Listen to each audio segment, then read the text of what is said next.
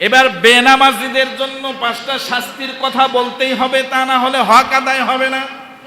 খেয়াল করে শোনেন, যেই ব্যক্তি ইচ্ছা করে নামাজ পরিত্যাগ করে, যেই ব্যক্তি নামাজ সম্পর্কে উদাসীন থাকে, যেই ব্যক্তি নামাজ সম্পর্কে কোনো খোঁজ খবর রাখে না, এর 1 নাম্বার শাস্তি হলো তার জিন্দেগির বরকত কেড়ে নেওয়া হবে। জিন্দেগিতে বরকত নামক যে একটা সম্পদ আছে, আল্লাহ এটাকে উঠায় নেবেন। কোনো কাজের মধ্যে, কোনো খাবারের মধ্যে, সুস্থতার মধ্যে, পারিবারিক সুখের মধ্যে কোনো ধরনের বরকত থাকবে। বরকত মানে কি? বৃদ্ধি পাওয়া। বরকত মানে কি? বৃদ্ধি পাওয়া। আল্লাহ কি পারেন না আপনার পকেটে আছে 100 টাকা, ওইটাকে 1000 টাকার বরকত দিতে? বিশ্বাস আছে? আছে? আপনার কি বিশ্বাস হয়? আপনার কি যেমন সর্দি কাশি লাগছে, একটা নাপা খাইছেন, ওই নাপার উসিলা করে আল্লাহ আপনাকে সুস্থ করে দিছে, হতে পারে? আবার আরেকজন আছে, এই শুধুমাত্র একটু সর্দি কাশির জন্য বাংলাদেশের সবচাইতে বড় হসপিটাল, সেখানে গিয়া সিরিয়াল দিয়া চিকিৎসা করা 50, 1 লাখ, 2 লাখ টাকা খরচ করে এমন লোক আছে না নাই? তাহলে বরকত কোনটাই বেশি? একটা নাপার দাম কত? ডাক্তার সাহেব বলেন কত? 1 টাকা, 1.5 টাকা। 1.5 টাকার ওষুধ খায় আপনার একটা রোগ ভালো হয়ে গেল, আর একজন 1.5 লাখ টাকা খরচ করলো। বরকত কোনটা? এই যে কথা না বললে হবে না, 1.5 টাকা, এর নাম হচ্ছে বরকত। এটা পাবে না কারা? নামাজ পড়ে না যারা। বলেন পাবে না কারা? 1 নাম্বার হলো রুজির বরকত উঠায় নেবে। 2 নাম্বার, সে ক্ষুধার্ত আর পিপাসিত অবস্থায় মৃত্যুবরণ করবে। যখন তার মৃত্যু আসবে, সে খিদায় কষ্ট করবে, পিপাসায় কষ্ট করবে, ছটফট করতে থাকবে। মৃত্যুর যন্ত্রণা মানুষ বুঝতে পারবে, লোকটার মৃত্যুর যন্ত্রণা উঠে গেছে। কথা শুনতেছেন? অর্থাৎ দুনিয়ার জিন্দেগিতে সোজা শান্ত থাকতে, শক্তি সামর্থ্য থাকতে যারা আল্লাহর ঘরে আসতে পারে না, যারা আল্লাহর সামনে নত হতে পারে না, এমন একটা দিন আসবে, ছটফট করবে, মরণ যন্ত্রণা আসবে। তখন মসজিদের ইমাম সাহেবকে ডেকে নিয়ে বলবে, একটু তওবা পড়াও, একটু পানি খাওয়াও। পুরো এলাকা খোঁজ করবে, কার বাড়িতে একটু জমজমের পানি আছে, একটা চামচ খাওয়ায় দাও। কোনো লাভ হবে না। জীবনে বহু দেখেছি, এক পাশ দিয়া জমজমের পানি চামচ দিয়ে উঠায় দিচ্ছে, আবার আর এক পাশ দিয়ে গড় গড় করে পড়ে যাচ্ছে। 1 সিমটি গিলার মতো ক্ষমতা তার নাই। কারণ হলো আল্লাহর ওয়াদা, বেনামাজি ব্যক্তি ক্ষুধার্ত অবস্থায় মৃত্যুবরণ করবে। শুধু তাই নয়, মৃত্যুর সময় ওই লোকটা অত্যন্ত পিপাসার্ত অবস্থায় থাকবে। জোরে কন্যা নাউজুবিল্লাহ। 3 নাম্বার শাস্তি হলো তার কবর এত সংকীর্ণ করা হবে। আমি মারা গেলেও 3.5 হাত, আপনি মারা গেলেও 3.5 হাত, কিন্তু এই 3.5 হাত আল্লাহর নবী বলছেন আমার খাঁটি উম্মত আর নামাজি বান্দাদের জন্য এই 3.5 হাত কবরটা। আল্লাহর নবী বলেন ওই ব্যক্তিটা মরে যাওয়ার পর, কবরে রাখার পর, এর দৃষ্টি যত দূর পর্যন্ত যাবে, তার কবরটা আল্লাহ পাক তত দূর পর্যন্ত প্রশস্ত করে দেবে। আমার আপনার নজর যত দূর যাবে, অত দূর পর্যন্ত 3.5 হাত কবর আর থাকবে না। বড় করে দিবেন কে? কিন্তু বেনামাজির শাস্তি হলো তার কবরটা সংকীর্ণ হবে। আমার জন্য 3.5 হাত, আপনার জন্য 3.5 হাত, বেনামাজির জন্য 3.5 হাত কবর। আল্লাহর নবী বলেন ওই ব্যক্তিটার কবর 3.5 হাত থাকবে না। 2 পাশ থেকে মাটিটা এমন ভাবে চাপ দেবে। হাদিসের মধ্যে পড়েছি আমরা, উস্তাদরা যখন হাদিসটা পড়াইছে আমাদেরকে এরকম করে দেখাইছেন, খেয়াল করেন আমার দিকে। 2 পাশের মাটি যখন চাপ দিবে, এই যে আমাদের পাঁজরের হাড় আছে, বুকের যে হাড়গুলো আছে, আমাদের উস্তাদরা এরকম করে দেখাইতেন আর বলতেন, যখন 2 পাশের মাটিটা চাপ দেবে, এক পাশের বুকের হাড় আর এক পাশের হাড়ের ভিতরে এরকম ঢুকে যাবে। বলেন তো বুকের হাড় কি এরকম থাকে না ফাঁকা আছে?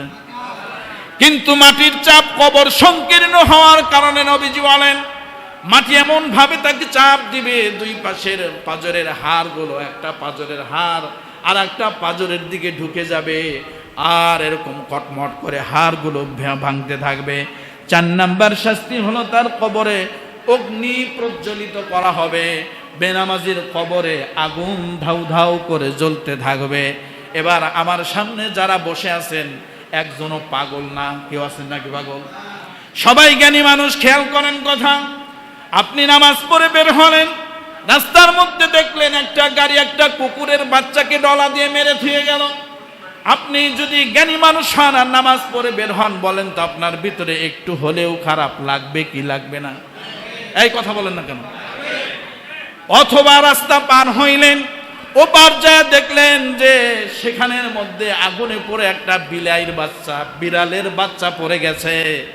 বিড়ালের বাচ্চাটা আপনার চোখের সামনে আগুনের মধ্যে পড়লো, তখন আপনি একটু হলেও ব্যথা পাবেন কি পাবেন না? কথা বলেন। কিন্তু খেয়াল করেন, একটা বিড়ালের বাচ্চা আগুনে পড়লে কষ্ট লাগে, একটা কুকুরের বাচ্চা আগুনে পড়ে গেলে কষ্ট লাগে। কিন্তু হাজার হাজার লক্ষ লক্ষ মুসলমান যেই সমাজে বাস করে, শুধুমাত্র কেবলমাত্র নামাজ না পড়ার কারণে জাহান্নামের আগুনের সামনে দেখতেছি পড়ে যাচ্ছে। বলেন তো আমার আপনার অন্তরে ব্যথা লাগছে কয়দিন? এই কথা শুনতেছেন? ব্যথা লাগছে? লাগে? আমি নামাজ পড়তে আসলাম, আমার সন্তানটা এখনো ঘরে পাবজি খেলে, মোবাইল চালায়। আমি বুঝতে পারলাম আজকের আলোচনা শুনে আমি নামাজ না পড়লে আগুন জ্বলবে কবরে। কিন্তু এখন বসে থেকেও যদি আপনার আমার এতটুকু ধ্যান আর খেয়াল শিক্ষা যদি অর্জন হয়, বলেন তো আমার সন্তানটা জাহান্নামের আগুনে পড়ে যাচ্ছে, আমার কোনো ব্যথা লাগতেছে না। আমার স্ত্রী নামাজ না পড়ার কারণে জাহান্নামের আগুনে পড়ে যাচ্ছে, আমার কোনো ব্যথা লাগতেছে না। এরকম হাজার নয়, লক্ষ নয়, এই শ্রমিক অধ্যুষিত এলাকায় অগণিত মানুষ নামাজ না পড়ে জাহান্নামের আগুনে পড়ে যাচ্ছে। এটা কি মোল্লার কথা না আল্লাহর কথা? কথায় বিশ্বাস আছে? নামাজ না পড়লে 4 নাম্বার তার কবর কি জ্বলবে? জোরে বলেন, কি জ্বলবে? আপনার যত বড় শত্রুই হোক, আপনার পাশের বাড়িতে যদি আগুন লাগে, আপনার সামনে যদি এক বদনা পানি থাকে, আপনি কি ওইটা না মেরে বসে থাকতে পারবেন? কিন্তু দেখেন, কবরে আযাব হবে, আগুন জ্বলবে, আমি আপনি নিজ হাতে কবরে রেখে আসব, এরপরে চলে আসার সাথে সাথে কবরে আগুন জ্বলবে, মাটি চাপ দিবে। এই কথাগুলো কি বিশ্বাস হয় আপনাদের? এরপরেও কি নামাজ ছেড়ে দিবেন না নামাজ আঁকড়ে ধরবেন? আল্লাহ আমাদের কবুল করুন, বলেন আমিন।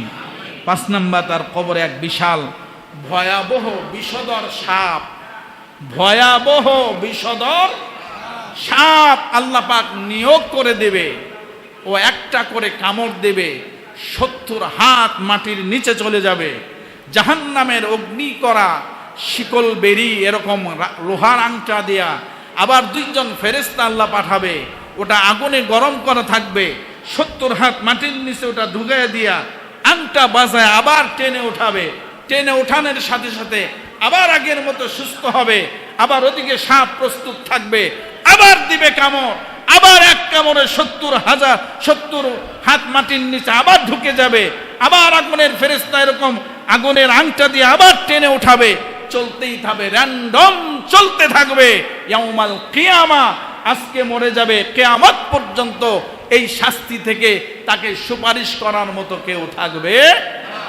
কথা শুনতেছেন? কিয়ামতের ময়দানে রব্বে কারীম বিশ্বনবী মুহাম্মদুর রাসূলুল্লাহ সাল্লাল্লাহু আলাইহি ওয়াসাল্লামকে বলবেন, ওগো নবীজি, আপনি আপনার উম্মতদেরকে দাঁড় করান, আপনার উম্মতদের আমলনামা আমি আপনার সামনে পড়ে পড়ে দেখব। খুশি না বাজার? যখন আল্লাহ তাআলা নবীকে বললেন আপনার উম্মতের আমলনামা আপনার সামনে দেখব, এদিকে তাকান। যেদিন স্কুলে আমরা পড়ছি, বা আপনাদের সন্তানরা যারা পড়ে, যুবক ভাই তোমরা যারা পড়াশোনা করো, খেয়াল করো, যেদিন স্কুলে বার্ষিক পরীক্ষার ফলাফল দেওয়া হয়, অভিভাবক ডাকে কি ডাকে না? কথা শুনতেছেন? যেই ছাত্রটা জানে আমি পরীক্ষার অ্যান্সার করছি ফুল অ্যান্সার, আমার কোনো টেনশন, ও খুশি না বেজার? বলেন। আবার যেই বাবা মা জানে যে আজকে যে রেজাল্ট দেবে আমার সন্তান কয় নাম্বার ছাত্র, হে তো মুই জানি, হেমরে ডাইকে লইয়ে যে এক্সের দেবে আনে আগেই বুঝছে যে না এ যাইলে মানুষ তার থাকবে না। কথা ঠিক না বেটি? অভিভাবক বুঝে ফেলে যে আজকে আমাকে ডাকছে এই জন্য, যে হয়তো আমার সন্তান ভালো কিছু করছে এই জন্য ডাকছে, নাইলে মারাত্মক ডাব্বা মারছে, ঘোড়ার ডিম পাইছে এই জন্য আমাকে। কথা ঠিক না বেটি? বিশ্ব নবীকে যখন আল্লাহ তাআলা বললেন আপনার উম্মতের আমলনামা আপনার সামনে পড়ব, বিশ্ব নবী দু চোখের পানি ছেড়ে দিয়ে কান্নাকাটি শুরু করলেন। আল্লাহ তাআলা জিজ্ঞাসা করলেন, নবী গো, আমি তো আপনার সামনে আপনাকে অভিভাবক বানায়া আমি আপনার উম্মতের আমলনামাগুলো পড়ব, আপনি কান্দেন কেন? নবীজি বলেন, আমি হলাম সমস্ত নবীদের লিডার, সমস্ত সৃষ্টিকুলের শ্রেষ্ঠ মহামানব। গোটা পৃথিবীর বুকে যতগুলো লক্ষাধিক পয়গম্বর এসেছে, সব পয়গম্বরের উম্মতের চাইতে আমার উম্মতগুলো আপনার কাছে বেশি প্রিয়। এত বেশি দামি হওয়ার পরেও আমি যখন দেখব যে আমার উম্মতেরা বেনামাজি, আমার উম্মতেরা সুদখোর, আমার উম্মতেরা বেনামাজি সুদখোর জেনাখোর, আমার উম্মতের আমলনামার মধ্যে জাহান্নামের ফয়সালা হয়ে গেছে, এত শ্রেষ্ঠ নবীর শ্রেষ্ঠ উম্মত হওয়ার পরেও যারা জাহান্নামে যাবে ওদেরকে দেখলে আমার ঘৃণা হবে, ওদেরকে দেখলে আমার খারাপ লাগবে। ও আল্লাহ, আপনার সামনে আমার ওই উম্মতদের আমলনামা যখন আপনি পড়বেন, আপনার সামনে আমার এই দামি চেহারাটা, আপনার সামনে এই দামি নবীর উম্মতদের এই অবস্থা আমি যখন দেখব, আমি তো আপনার সামনে চেহারা দেখাইতে লজ্জা পাবো গো আল্লাহ। এই জন্য আমি কাঁদতেছি, কারণ হলো আমার উম্মতদের মধ্যে এমন উম্মত থাকবে, এত কষ্ট করে আমি নামাজ নিয়ে এসেছি, যেই নামাজের জন্য তায়েফের ময়দানে কাফের মুশরিকরা পাথর মারতে মারতে আমার দেহটা, আমার পিঠটা ঝাঁঝরা করে দিয়েছিল, যেই নবীর শরীরে মশা মাছি আল্লাহ বসা হারাম করে দিয়েছিলেন, যেই নবীর সোনার চেহারা দেখার পর ক্ষুধার্ত সাহাবীরা পর্যন্ত বলতো, ইয়া রাসূলুল্লাহি, ইয়া হাবিবাল্লাহ, এতক্ষণ ক্ষুধা ছিল, আপনার সোনার চেহারা দেখার পর এখন আমাদের আর ক্ষুধা নাই, আপনার মায়ার চেহারার দিকে তাকায়া থাকলে আমাদের কোনো ক্ষুধার ভাব আসে না। সেই নবীর দেহটা পাথর মেরে মেরে ঝাঁঝরা করে দিয়েছিল শুধুমাত্র নামাজ প্রতিষ্ঠা করার কারণে। আল্লাহর নবী মক্কা এবং মদিনার চত্বরে যখন নামাজরত সিজদারত অবস্থায় আছেন, আবু জাহেল, উতবা, শাইবা, আবু লাহাবের চেলাপেলারা উটের পচা নারী ভুঁড়িগুলো পর্যন্ত নবীজি সিজদারত অবস্থায় এর উপরে নিয়ে উটের নারী ভুঁড়ি পর্যন্ত দিছে। এত কষ্ট দিয়েছে নবীকে, নবী নামাজ প্রতিষ্ঠা করার থেকে এক বিন্দু পরিমাণ সরে দাঁড়ান নাই। সেই নবীর রেখে যাওয়া 50 ওয়াক্ত নামাজ থেকে কনসিডার করে 5 ওয়াক্ত নামাজ যেই আল্লাহ নবীকে ডেকে নিয়ে হাদিয়া দিল, ওই নবীর যেই উম্মতেরা এই নামাজ পরিত্যাগ করবে, আল্লাহর নবী বলেন কিয়ামতের ময়দানে যখন আমার সামনে আমলনামাগুলো পড়বে, আমি তখন আল্লাহর সামনে চেহারা দেখাইতে লজ্জা পাবো।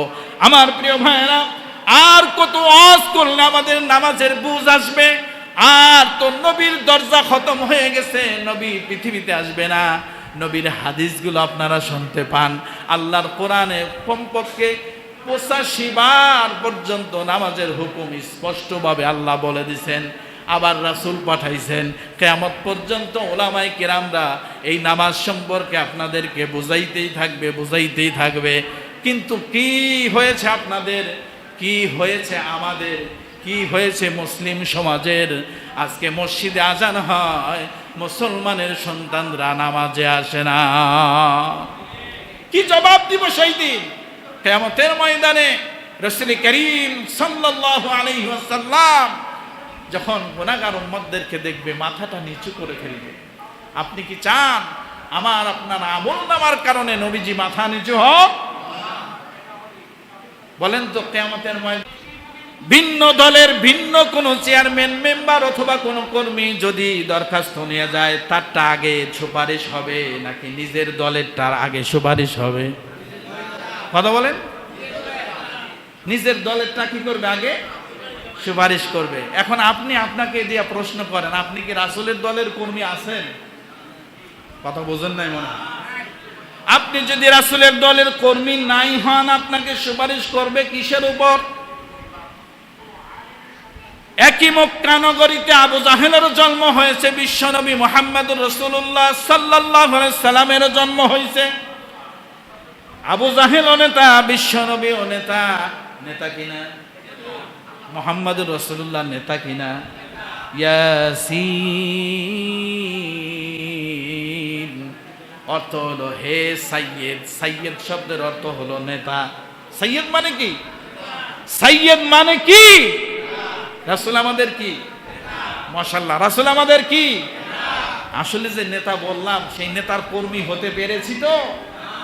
যদি না হতে পারি, কিয়ামতের ময়দানে কার পিছনে মিছিল দিয়েছো, কার পিছনে লেগেছিলে, কার অনুসরণ তুমি করেছো, কিয়ামতের ময়দানে সুপারিশ নিতে যাইও। এখন যেমন ঝাড়ু পিটা করে, তখন তোমাকে বৃন্দাবন পাঠাবে, ঠিক কিনা বলেন?